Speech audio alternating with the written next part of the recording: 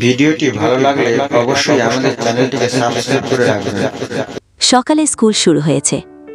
ক্লাসরুমে বাচ্চারা ব্যস্ত, কেউ হোমওয়ার্ক শেষ করছে, কেউ গল্পে মত্ত। বেঞ্চের এক কোণে বসে আছে অপূর্ব, শান্ত, গম্ভীর, চোখে ভারী চশমা। পাশে বসে ঐশী, প্রাণবন্ধু, মুখে চিরচেনা হাসি। ঐশী মাঝে মাঝেই অপূর্বকে খোঁচায়, এ অপু, তুই তো শুধু খাতা আর বই নিয়ে থাকিস, কখনো হাসিস না কেন? অপূর্ব একটু লজ্জা পেয়ে বলে,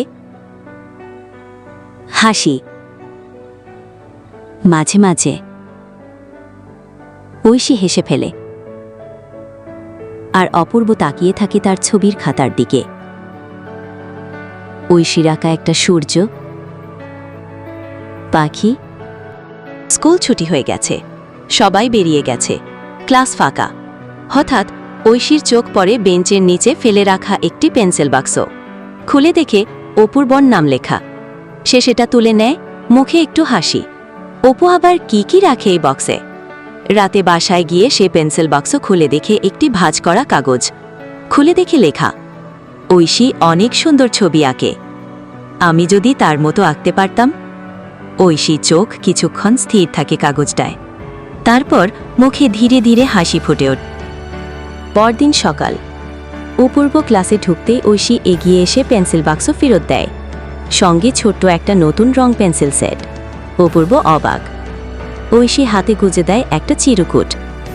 তুমি যে চেষ্টা করো সেটাই সবচেয়ে সুন্দর, আজ থেকে আমরা একসাথে আঁকব। অপূর্ব প্রথমে কিছু বলে না, শুধু হাত দিয়ে বাক্সটা আঁকড়ে ধরে। তার ঠোঁটের কোণে হালকা হাসি ফুটে ওঠে। ঐশী সেটি দেখে স্কুল ছুটির পর তারা বসে লাইব্রেরির পেছনে ছায়া ঘেরা এক কোণে। সামনে দুজনের খাতা, পেন্সিল, রং। ঐশী একটি ফুল আঁকে, অপূর্ব একটি পাখি আঁকার চেষ্টা করে। ঐশী বলে, তুই জানিস, আঁকার সময় মনে হয় সব দুঃখ গলে যায় রঙে। অপূর্ব বলে, তুই আমার ছবি আঁকার সাহস, তুই না থাকলে আমি কখনো শুরুই করতাম না। ঐশী হেসে বলে, বোকা, আমরা দুজনেই তো একটা ছবির দুই রং। ঐশী হঠাৎ গম্ভীর হয়ে বলে, তুই যদি একদিন চলে যাস, হয়তো অন্য শহর, অন্য স্কুল। অপূর্বর কিছুক্ষণ চুপ থেকে বলে, তাহলে আমি যাব না। ঐশী বলে, কিন্তু বড় হলে অনেক কিছু বদলে যায় অপু। অপূর্বর খাতার এক কোণে আঁকে একটা পাখি আর একটা ফুল, নিচে লেখে, তুমি আমার রং। মাধ্যমিক পরীক্ষার পর ঐশীর পরিবার ঢাকায় চলে যাচ্ছে। স্কুলে বিদায় অনুষ্ঠান, সবাই খাতা, চিরকুট, চকলেট দিচ্ছে। ঐশী অপূর্বর সামনে এসে দাঁড়ায়, তার হাতে একটি ছোট খাম। সে অপূর্বর চোখে চোখ রেখে বলে, খুব যত্নে রাখি সেটা, আর আঁকা ভুলে যাস না। অপূর্ব কিছু বলতে পারে না, শুধু মাথা ঝাঁকায়। ঐশী চলে যায়।